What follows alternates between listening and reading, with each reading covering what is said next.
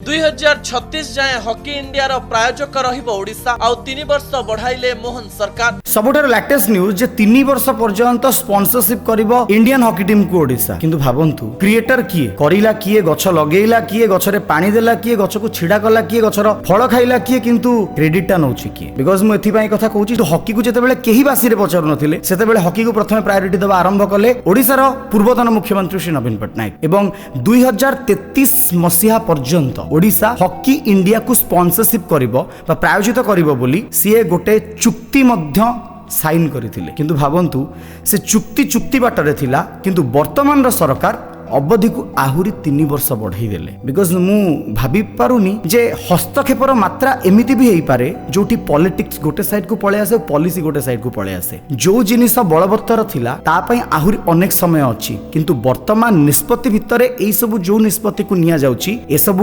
Politics रो पागलामी भितरे policies को strong करबा पई ना निजर मालिकाना को 4.5 कोटी ओडिया एवं समग्र विश्व दरबार रे देखाई मुख्यमंत्री नवीन पटनायक को नीचा देखाइबा पाई डिसाइड आपण करंतु। जय जगन्नाथ, जय ओडिशा।